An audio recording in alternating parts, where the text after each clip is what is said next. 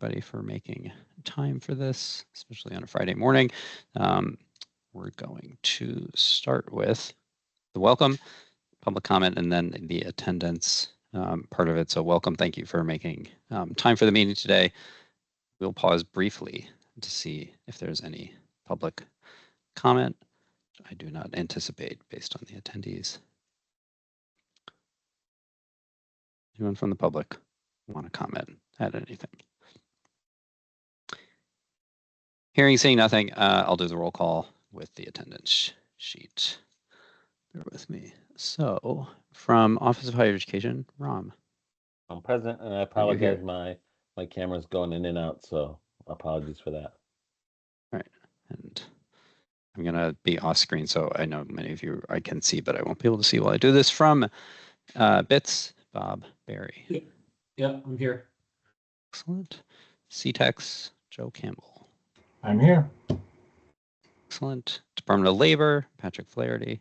Here. Department of Correction, I know we have multiple of you. Jason, I think you're the primary designee. Here. Jason Cadet. Morning. I am here from the Office of Policy Management, as are a couple of our colleagues. From Demas, Michael Garlamo. Hi, President. Excellent. State Department of Ed, Ajit Kamalakrishnan. Present. Morning. University of Connecticut, Lauren. Morning, here. I think we are down a representative from Coalition to End Homelessness, unless someone is in the meeting that I am not tracking. But we had some staff turnover, so we need a redesignation. Anyone from Coalition to End Homelessness? Nope. All right, from state colleges and universities, Jan. I'm here. All right. Department of Children and Families, Fred. Yep, I'm here. Excellent. Office of Early Childhood, Dwani. I'm here. Good morning. Good morning. Possibly in your last meeting in this role. We can talk about that in a sec. And from Conference of Independent Colleges, Maura. Good morning, here. All right. Department of Social Services, Susan. Susan, okay. Anyone else from Department of Social Services? Susan's absence. Right. Hearing nothing. And Judicial Branch Court Support Services Division, Brian, are you here? I saw Kelly, I think. I'm here as well, Scott. What's that? Sorry. Keelan, sorry. Helen. Okay. Keelan's here. I don't know if you're here like on Brian's behalf or we're not voting on anything, so I don't think it's super critical. But I normally attend the meeting, but yeah, so if we're not voting, that's okay. okay. Awesome. And Office of Workforce Strategy, Grace. Good morning, here. Thank you. I think that's everyone. I'll go scan the attendance while we're going through this. And I think Andre has now joined and will also keep us on track for the remainder of this. Did I miss anything? I alluded to this for Dwani. We're also, many of you have worked with Coral Wonderly at Office of Policy Management, who has been wonderful and a constant presence in the P20 meetings. Unfortunately for OPM, she left OPM service yesterday, but she is starting today at the Office of Early Childhood and perhaps will be in these meetings in the future to Dwani's great relief, I think. So we're excited for Coral. She's been a wonderful person to work with, and we'll continue to work with her in a different setting. So, and she's not here today because she's going through orientation. We'll see what OEC does. But anyway, so thank you, Dwani, for putting time in for this. We appreciate it. We have, again, staff turnover happens at agencies, and it's just a reality. There's a lot of agencies involved in it, and we appreciate folks putting time in to this. I'm going to stop talking and we'll pull up the slides with the agenda, and then I think it is going to Rachel to kick off with some items from the executive board. Yes. Good morning, everyone. It was nice to see many folks in person yesterday at the Digital Government Summit. So we have a couple, can everyone hear me okay? Or I just launch into talking? I see nodding heads. Okay, great. So a couple of updates from the executive board meeting, and some of these are just nominal reminders. We discussed the learning agenda. So we had the current learning agenda that we reviewed with the executive board. For those, I think everyone was really involved in the revision of the learning agenda. We started back in December with conversations with DGB members, and we floated questions around and presented it back to you with both icons and questions. We presented the final version to the executive board. They were all seemed really enthusiastic about just kind of capturing some really important questions about agency and intra-agency work. And so that was approved by the group. There were some discussions in the meeting about versioning. I think there were 1 or 2 different versions that were floating around, but we have a PDF version without all of the pictures that we're going to be posting to the website pretty soon. We just have had a relatively busy end of summer. So that passed, which just means that those are great questions when folks are reaching out to you to request data or you're wondering how the data can be used. This is the current one. This was the draft new one with the groupings. But then there's a version of this, and I don't know if it's the next slide where, nope, it is not, where there are questions. It was included in the materials that we sent last week with the agenda. So we'll make sure that that is back in front of your eyes at some point, but it will also be on the website. So we just want to thank you for all of the really great work that you put in. We do receive lots of questions from outside researchers and folks about like what are the state's priorities, and by putting forth this learning agenda, it helps them craft their data requests. So I don't know if folks have questions or thoughts about this. This was just meant to let you know that if you weren't at the executive board meeting, it was well received and it passed. Any questions? Feedback? It's okay if you have none. I see a thumbs up, which I love.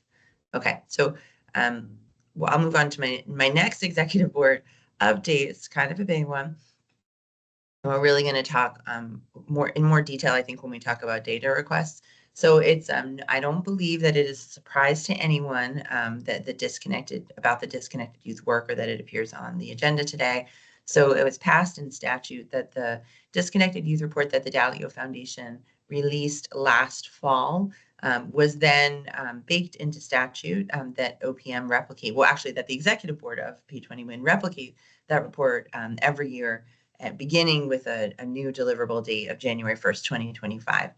Over the summer, we several agencies met as a group to put together a plan. Well, we had a plan, and then after our last executive board meeting, but before this meeting, we were notified by the governor's office that the Dalio Foundation had agreed to support the Boston Consulting Group, working in partnership with OPM and the participating agencies to replicate the report. So that means that starting from the very beginning of August, we've been working like very rapidly to both develop the data request, refine the data elements, and get things ready to replicate the analysis. But in this case, the Boston Consulting Group is working really closely, very open book fashion with our team. So there's more to say about that, and but I know that we were going to talk about it more extensively under data request, Scott. So I'll just pause there for a moment, if that makes sense.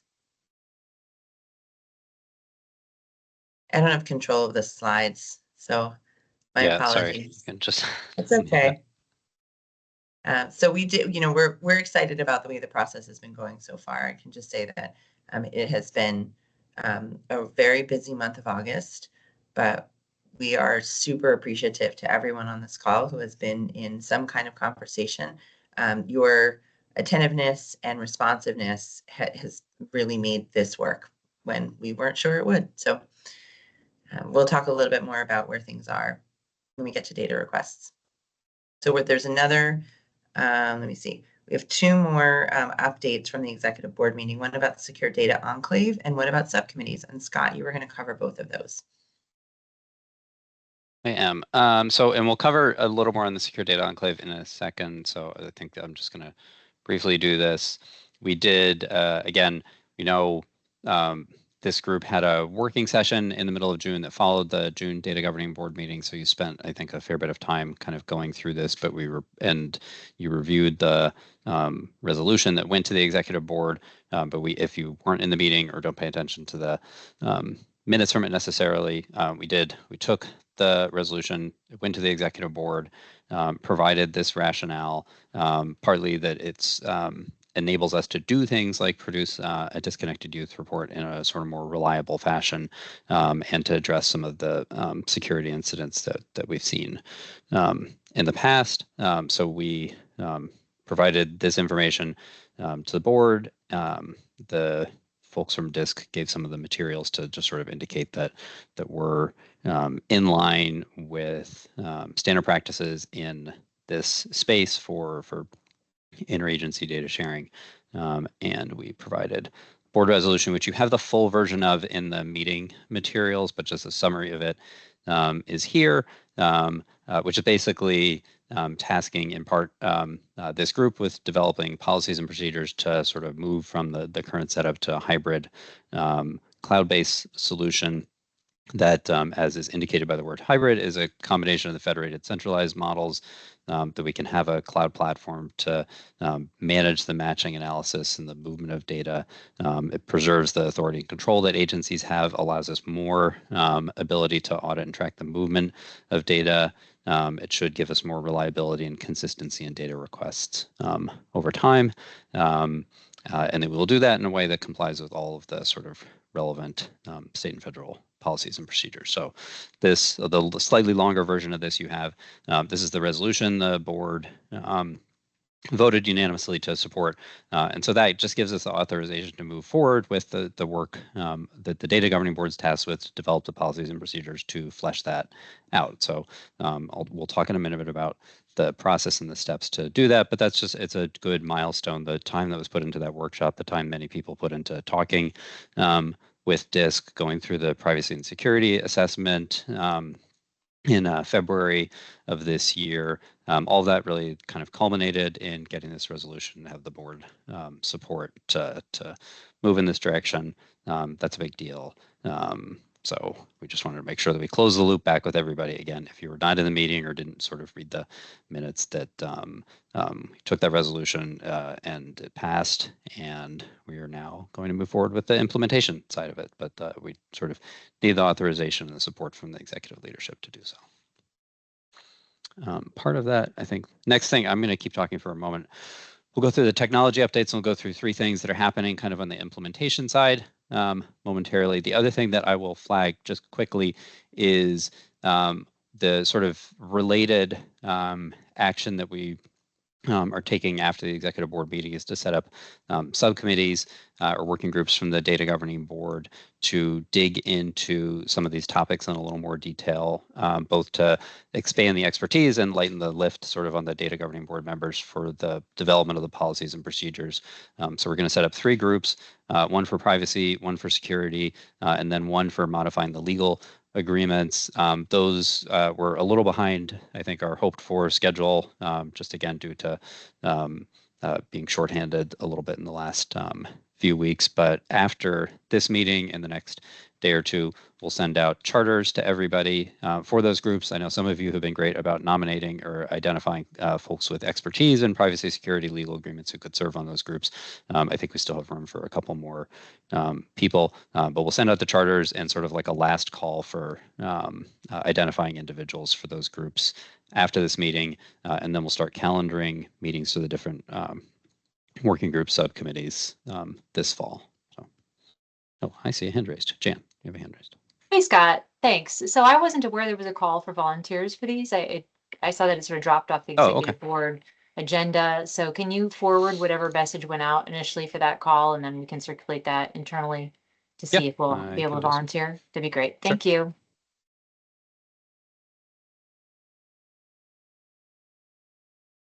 I can't, the hand popped up, but I don't know if anyone else has anything. So that will be forthcoming. And again, it's just, we're a little behind schedule. I apologize, but that should kick off soon. Get those committees. Everyone wants to serve on a subcommittee. So there's 3 things kind of on the implementation side, because we again had a lot of lead time with DISC and the members of the data governing board and your colleagues to start sort of anticipating this transition from late last year. Although again, it's helpful to have the authorization for the board to move forward this summer. So we started working on a few things on the implementation side, and I'm going to cover those in hopefully rapid sequence, and then we can we'll switch to the data requests, which is I think the sort of meat of a lot of what folks are interested in for the remainder of the meeting. So we've done 3 things on this front that I'll cover quickly and may draw in others to talk about.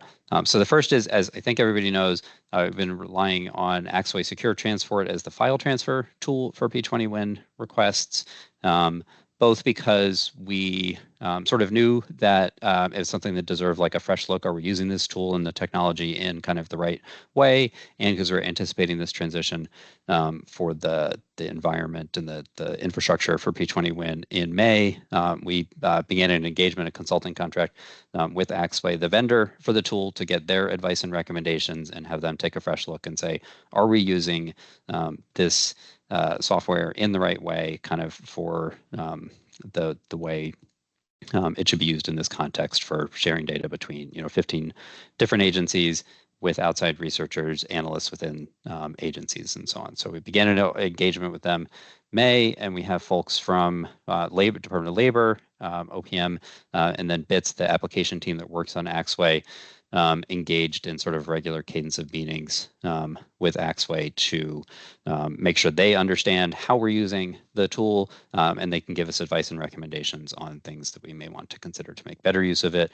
We asked them for advice loosely on the 3 things here, just to make sure the setup and the architecture for it, the folder setup, that is kind of what they would recommend. We wanted to get better information about the notification that we can get for when data is moving through the SFTP tool, whether it's being uploaded, downloaded, changed folders, locations. We want to make sure we can get better notification for that. Do some other things to just reduce human error, which we know has been an issue at some points in the past. Things like we asked if we could have P20 Win branding, so when you log into it, you see, oh, this is the place I'm putting the files for P20 Win because it says it clearly.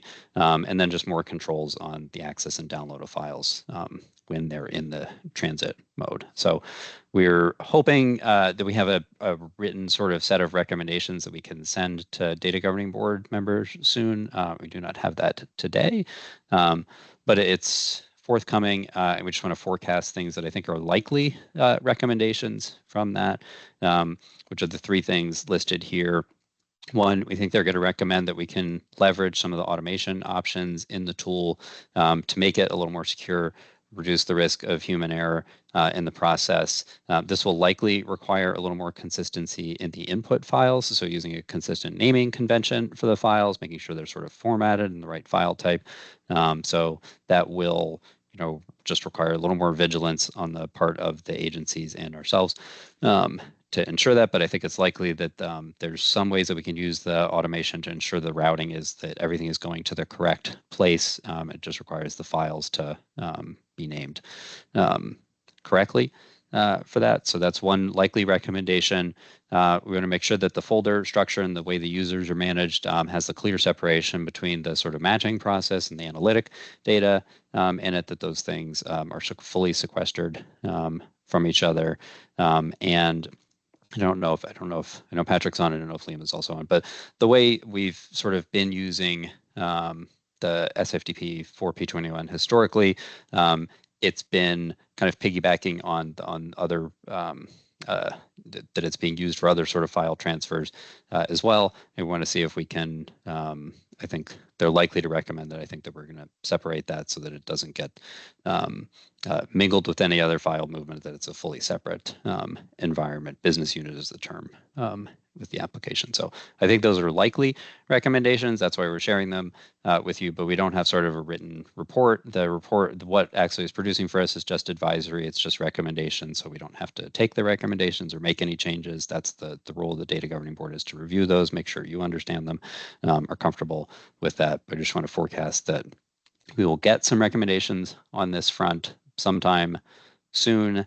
And then, so what we'll do is we'll send the recommendations out to the data governing board members and probably set up like a webinar or a demo call with the folks from Axway, so that if you or your colleagues want to ask any questions, we can do that with them. And I think that will be sometime in the month of September. So I would, anticipate in the next couple of weeks that we'll send out an invitation for that. You'll have more detail on the recommendations and time to engage with the vendor to make sure you understand it. And then when we've got a solid set of recommendations, we'll bring those back to this group to make sure everybody kind of fully understands it. But we just want to make sure that you know that this is happening if you're not involved in the day-to-day part of it. And hopefully it'll make that S50P easier to use, a little less error prone, and just give us, again, the same kinds of things that are in the board resolution, better ability to audit and understand the movement of data for P20 purposes. Pause briefly if there's any questions, and then I'll go through the other two kind of quickly, and we'll switch to data requests. Yes, Scott. Just Patrick. I am here. Yeah. I am here. Liam is on call if we need him. Just to mention, talk about two of those things in particular. One, the file name. We do have a convention with regard to what file names are supposed to look like. As the Data Integration Hub, we have not been 100% enforcing that. If we get the data that we need, from the participating agencies, we do accept it. I think that is going to change. That if the file doesn't come in with the right naming convention, the file will be rejected. And so, just want to give a heads up to everybody that that's just going to be. We're going to start enforcing the rule. And then in terms of the separate incidents for P20 Win, I mean, the Department of Labor has, basically as a volunteer in some ways for many years been the Data Integration Hub. We're happy to do that. And we believe we're providing an important service to not just P20 Win, but the people of the state. But we did not go through the process, which we probably should have, and now we will to create a separate incidence within Axway for P20 Win. So the Department of Labor Axway incidents gets all of the tax filings from all of our business customers, and so it's probably time. P20 Win is now mature enough that it deserves its own incidents. So, DOL has been very happy to be part of this program for many, many years. And it's time to move forward into a new and more secure and more clean. Not that it hasn't been secure all along, it has been, but this will be an important improvement to our processes and procedures.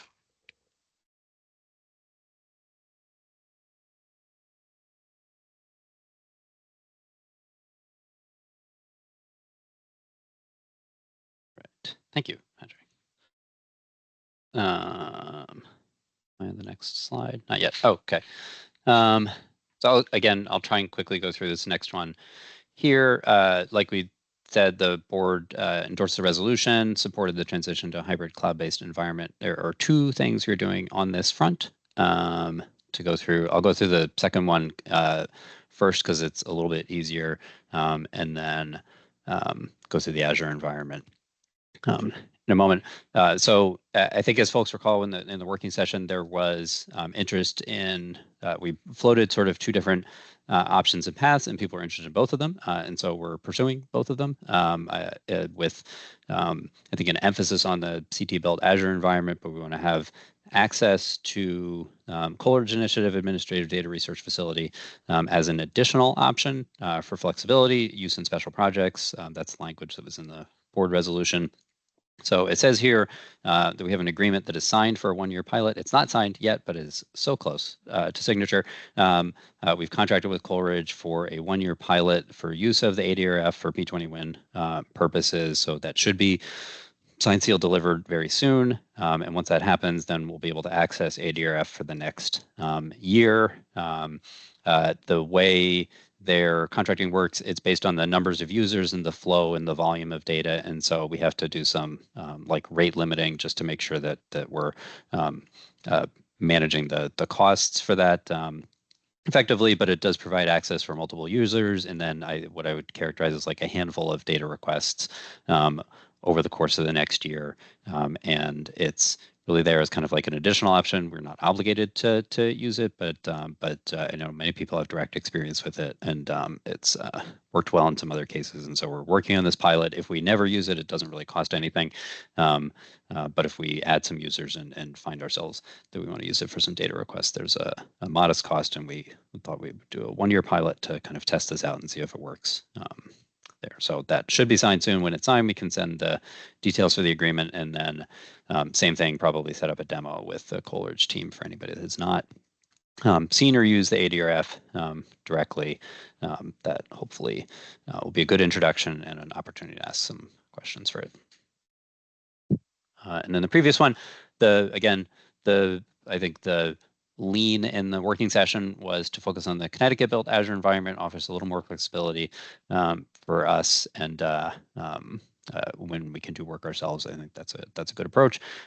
So with a lot of credit to Bob Berry and his colleagues within BITS, particularly the cloud team there, again, anticipating the transition, OPM, Department of Labor, BITS worked to develop requirements for sort of a pilot for the internal Connecticut-built environment. Bob and the team at BITS set up a test environment, and we have the folks from OPM, DOL, BITS working on testing it. We're not planning to use this really for production at this point, but we're just kind of testing and making sure, does it have the functionality and the kinds of things you would expect in this environment, that you can pull data into it, that you can limit the access, and you can get data out, but with some controls for it. So what we've identified through this process is we have the ability to put in place some things, but we need a project manager to sort of take the lead for it. So we're working to bring on somebody who can be a project manager and coordinate with that,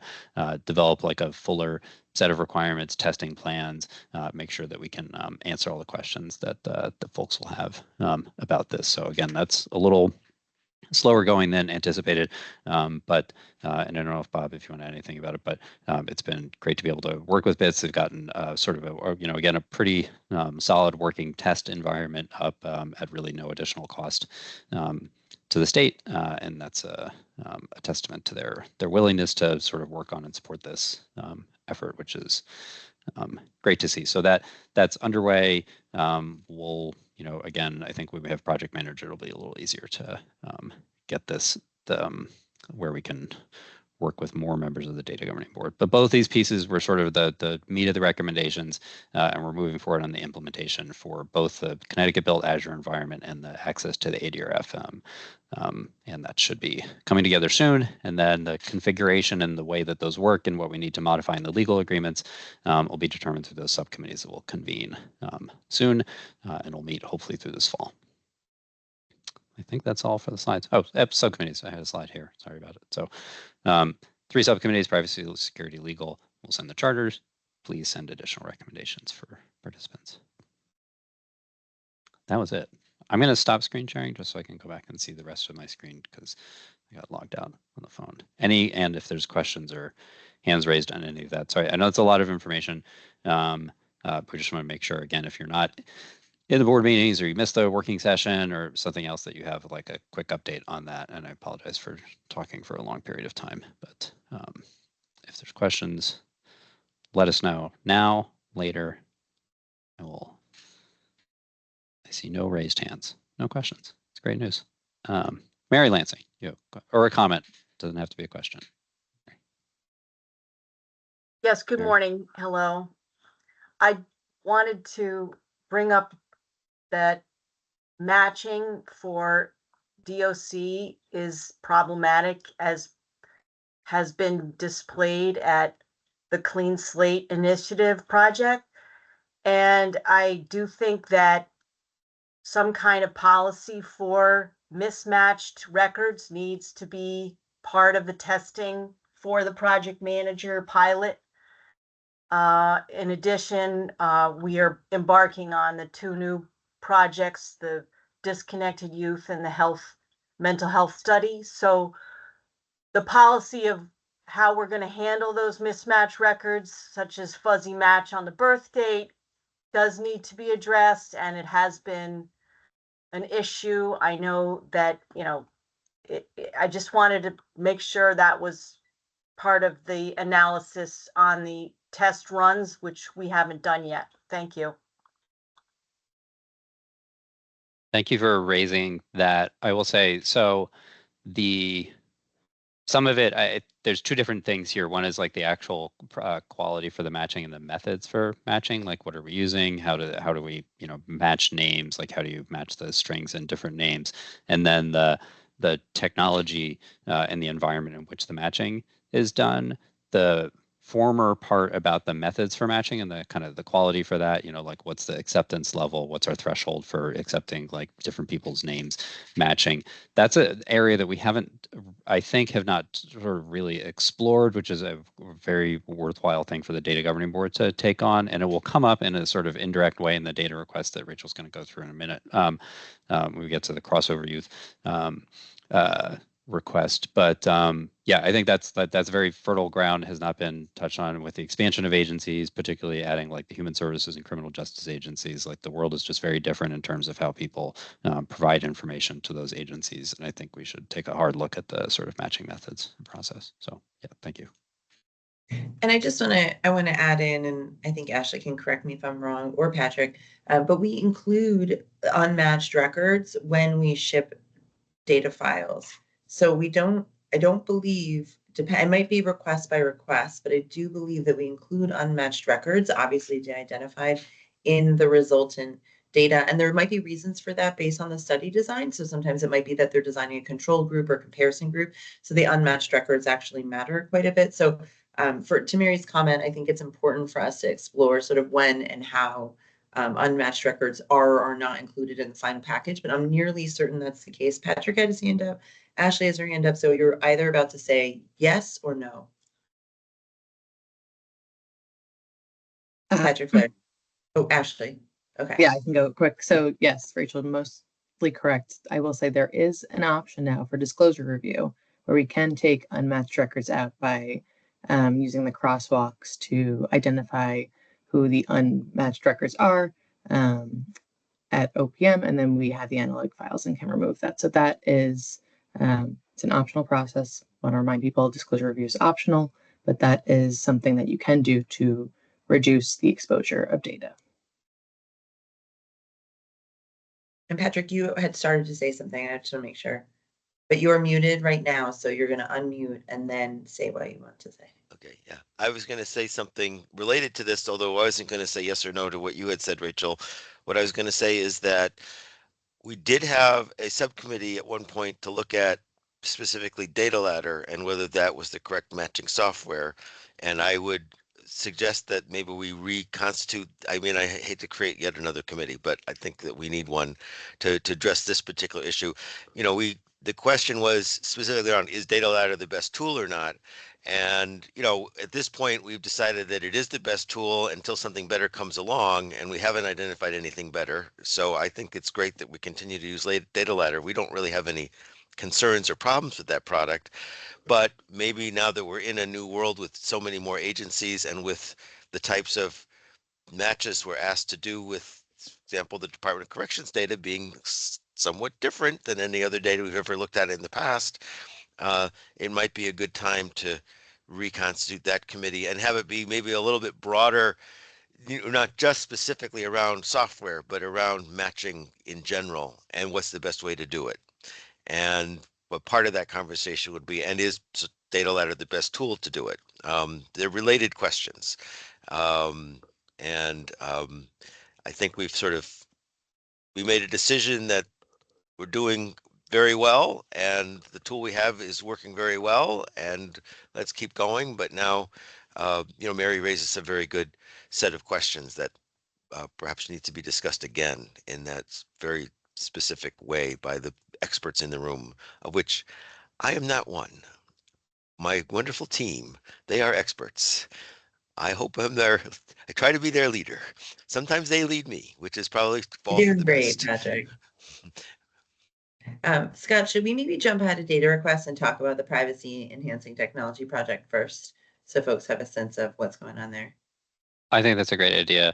And also just quickly for Patrick, that is a very good reminder. Thank you for bringing up the matching work group, which is for exactly that purpose. And we paused because we were making the changes to secure data The other enclave, but we should yeah. reconstitute, I think, now that we have more clarity. And that's perfect. Thank you.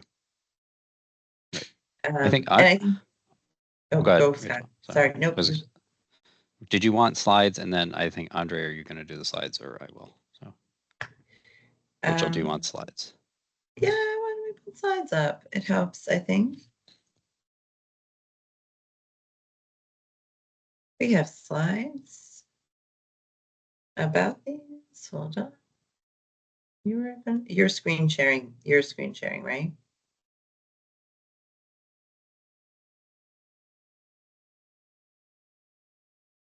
Yeah, just have to find my screen. I can do that. Excellent.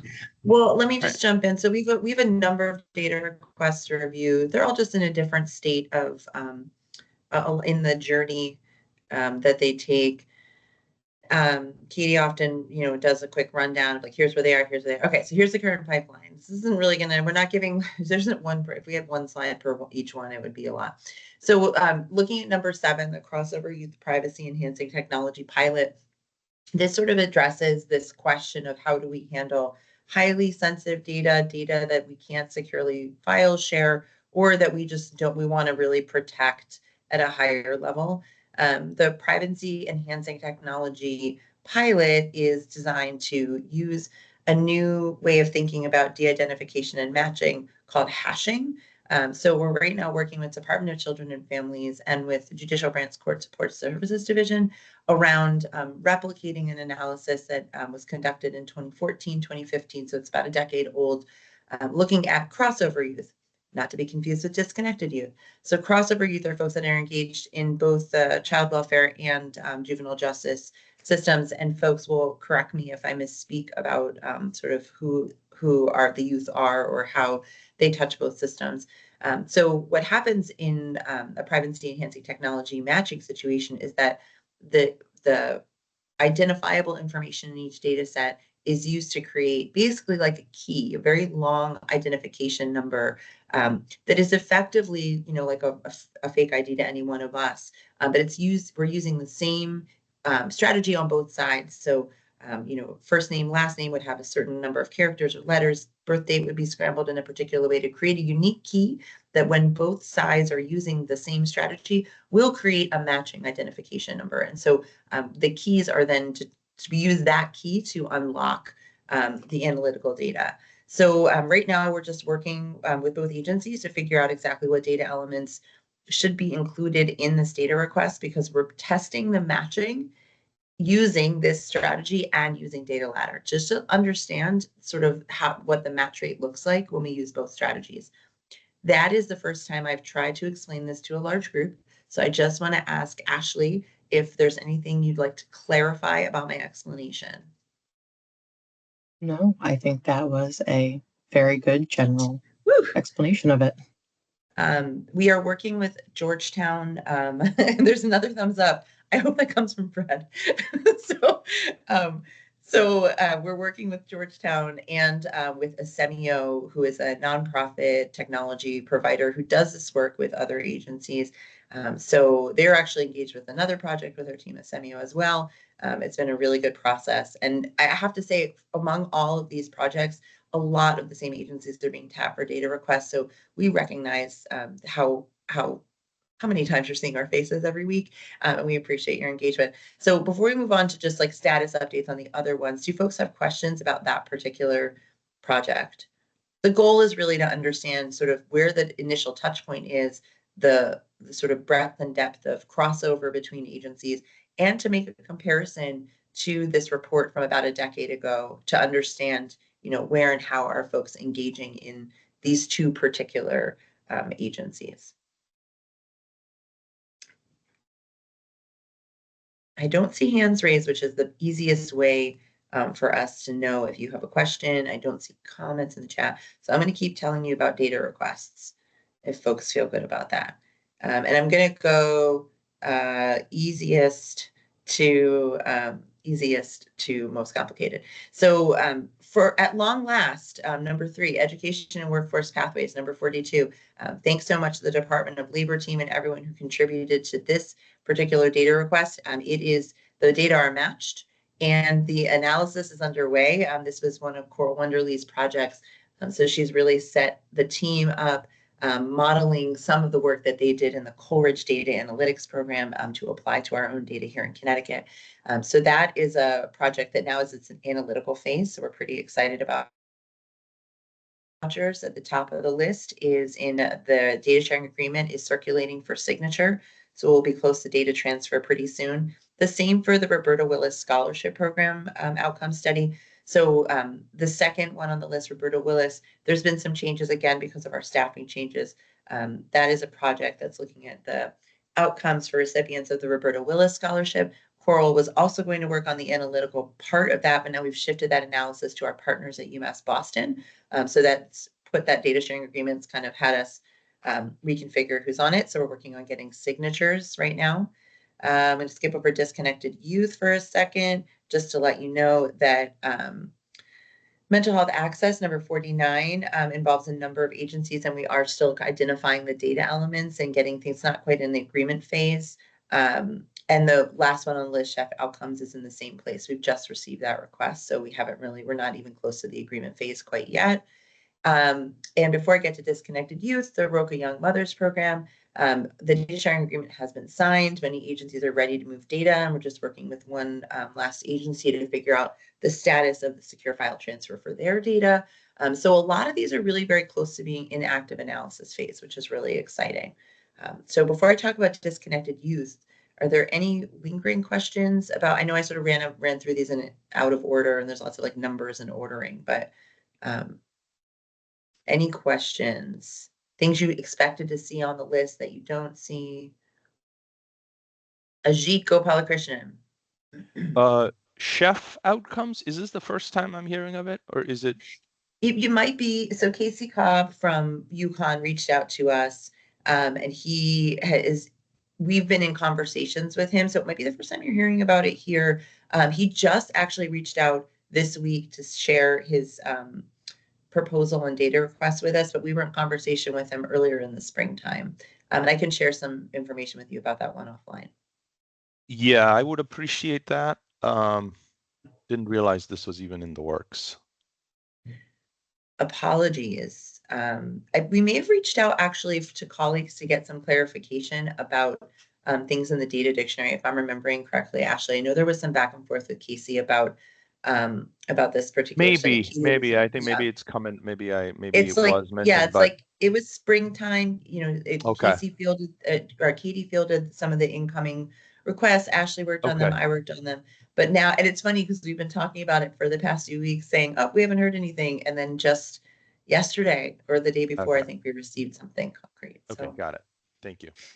No worries. So disconnected youth, for folks who have been following along, we did receive, as I said earlier, support from the, hold on, there's something in the Chef Outcomes says from UG.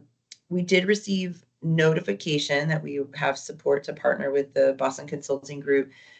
When we weren't sure of that plan earlier in the summer, we had gone through the methodology, made a sort of a plan ourselves, and they were being a little bit closed book about partnering so we could understand the methodology. What we've been pleasantly surprised to learn is that since they're being supported to work with us to replicate this report, they have really been working in lockstep with our team. While everyone has met with their team who's participating in this request, and it's 8 or 9 agencies at this point, they've been meeting with Ashley and Scott and I separately to go through sort of their thought process and decision making. They've been very receptive to feedback, especially feedback about language and strategy, which for many of us are really important and central to the work since we're really close to it.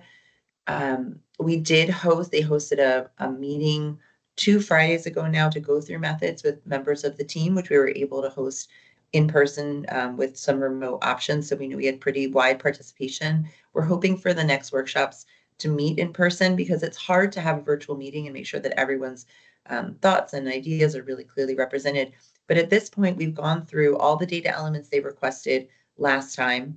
We've tried to deprioritize things we don't need. Many agencies have said, we already have code to pull all the elements, so we may just run the same code as last time, which has been a really great practice that we're happy to see. We've gone through we've shared the data request, and we're just working through some nuances with one agency's concerns right now. And we hope we've circulated the data sharing agreement, which has been revised to reflect the new study. And we're hoping that sometime next week, we'll get to a data sharing agreement signing situation. Several agencies have already notified us to let us know that they're ready to move data. So that's really appreciate everyone's attentiveness and sort of aggressive responses.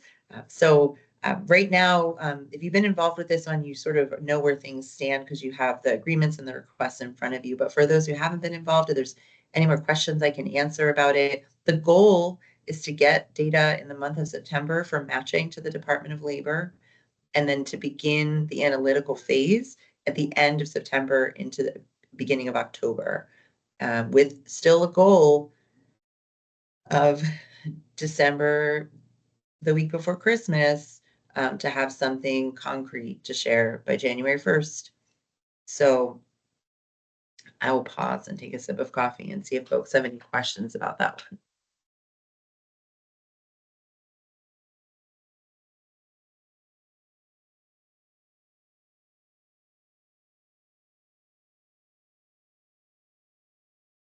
Don't all ask questions at once, though, please.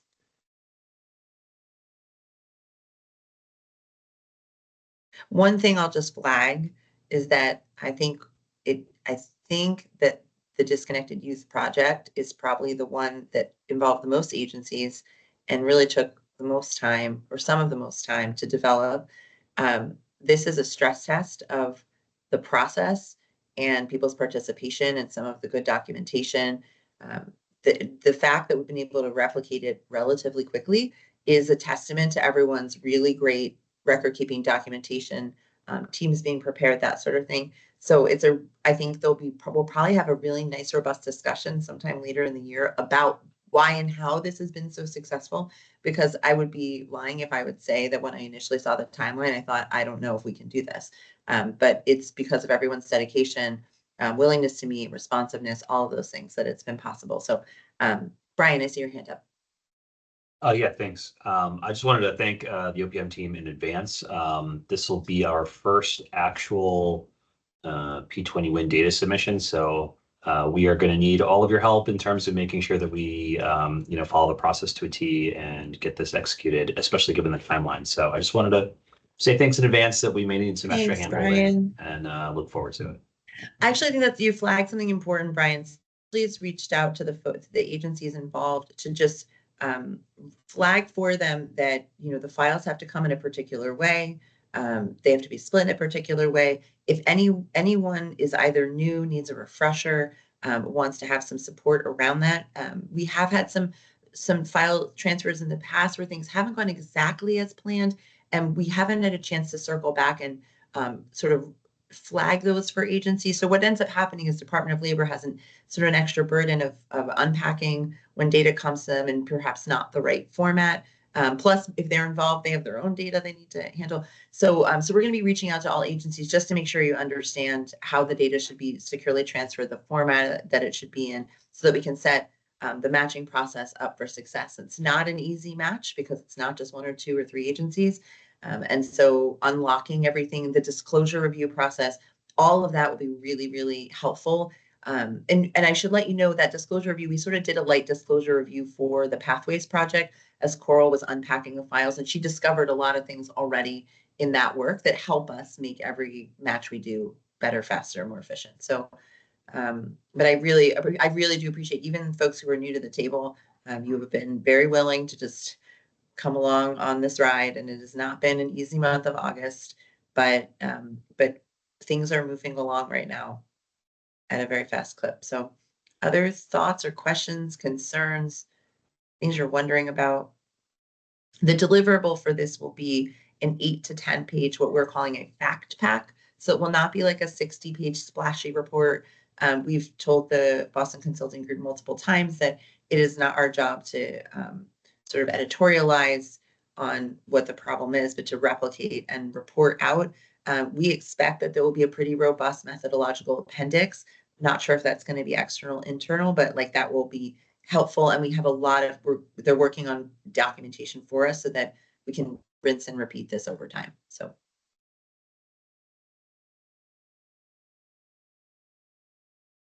Mary.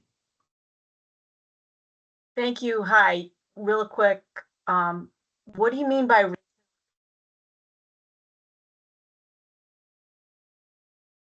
Oh, Mary, I lost your sound. I don't lost know your, if your microphone's still running, Mary. You said, what do you mean?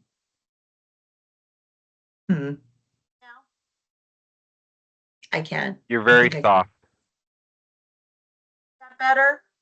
Yeah, that's better. Oh, good. Just real quick, are you going to recur this report each biennial kind of thing? Is that the plan? Well, so the current statute says that we replicate this on a yearly basis. And one thing that we've discussed in the course of the data request in some agency meetings is that we don't expect there will be massive changes year to year for some of the data that we're pulling. But right now, the expectation in statute is that we do replicate it year over year. If we choose to make changes to the methodology or perhaps the emphasis, that's something that we can discuss internally. And because the executive board is named, it's probably, something we'll discuss at executive board meetings as well, but that is the current expectation. Thank you. No worries. I do want to flag that there is it sounds like it is a heavy lift. I mean, let's be honest, but we've been able to replicate it quickly because of the great documentation folks. And many agencies have said, oh, we have code that we have to pull everything already, or we know the process of it, or we've tried to refine the number of variables. And so that the whole idea there is that we'll get faster. So it's all of these things we know you can't retain the data that you pull to append it, but if you retain the processes and the code and whatever things happen on the back end, that to me is something really important to either if you have to talk with your IT analysts about that or your research analysts. And that's something that we can absolutely try and help with documenting if you haven't done it already. Kelly, I see your comment. Oh, Jan, thanks. Kelly, I see your comment. Is there an ETA on the draft data sharing agreement? So right now we're still trying to really come up with, we really have to hone in on the data elements for that one. And so offline, we can talk through what the timing will be. We were hoping this current month, because it'd be really nice to move to the analytical phase of that project in the month of October. One thing that we're discovering though, is that look at this list. For folks who've been in this scheme for a long time, it's been a long time since we've had to actually direct traffic. And so prioritization on our end and for the Department of Labor is now a challenge. So we're hoping to get the disconnected youth and at the same time, we don't want to, what's the word? I mean, it's a first come, first serve situation. So we also don't want to bump people who've been waiting and have done everything right because this big giant disconnected youth project, which is running on a time clock, shows up at the doorstep. So it's a really touchy and tricky thing on our end. So we're trying to not overload your legal, overload your data analysts, overload the Department of Labor. And at the same time, it's kind of raining work. It's a testament to all of your work. There's a lot of champions of this work. We should let you know, especially the Department of Labor. And so I will let you know as soon as we know, Kelly, and if I can get an update for you next week, I'll do that. Awesome. Thank you. We appreciate that. I was just thinking about the timeline and the queue of agreements. Yep. I'm keenly aware of the queue that you shared with us so that we can't really bump people. It's feeling a little bit like a big concert. You're in the Ticketmaster line. So we're almost at time. I want to be mindful. I think this is one of the last things on our agenda, Scott. We had some grant updates and other business. So I've sucked up all the energy on the data requests. My apologies.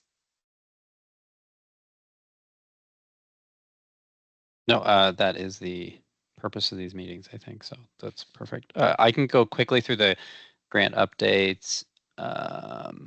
We sent report from the site visit to everybody. We're waiting for like a cover letter that's supposed to go with it, and that'll be the like super final version of the site visit report. But many of you put time into the site visit. We're very grateful for that, and we got a very nice report from Federal Department of Ed about it. So you can see that report. It'll go out to everybody that participated once we get the cover letter and it gets wrapped up. But that was in the board materials, so we just have a lot of gratitude for folks that participated in that. Also through the SLDS program, there's a data governance workshop that they are setting up for December. Some of you indicated interest in applying for this earlier in the year. It went over capacity, and then they couldn't admit a Connecticut cohort. So we're going to put the application in today for that. I think it was anybody that expressed interest earlier in the year got sort of like first bite at the apple this time, because again, we had several people that were interested and it just went over capacity, but we'll take any last calls for that. And then what was the other thing that we had on the list to talk about? Oh, we have a data steward meeting in a week and a half. And that is, we're sorry again, we postponed it. We're just a little shorthanded right now, but we'll get that back on the calendar. We know there's been, obviously we have our own staff turnover. We're sad to lose Coral, but glad for OAC. They can have her. And I know there's been folks turning over, new agencies involved. And so if there's somebody that you think should be on data stewards meetings and either you don't know about it or they don't know about it, please in the near term, let Rachel and I know, and we will add folks to this, and Andre. We'll add folks to those meetings. So I think the calendar invite you have is from Andre. From OPM, and that's in a week and a half. And if you have topics you want to cover or people that should be in those meetings, please let us know. Just trying to make sure we cover our bases. That's it, I think. Any other business? I think we need to move to adjourn, but that's it. Thank you. Is there a last comment? No. Have a great weekend, everybody. Tony says, thank you, OPM. Thank you, everybody else, because it's our job to make sure these things happen. And the Department of Labor, Patrick and his team put in a ton of time on these every week. But it also takes a lot of your time, too. And so we're extremely appreciative of everybody who put time into this, including the many, many meetings for disconnected youth over the past month and a half, particularly. So thank you to all the agencies for continuing to put some time and effort into this. So. Thank you. All right. Take care, That's folks. Right. Thank you. Good weekend. Thank you. Bye. Have a good weekend. Bye-bye.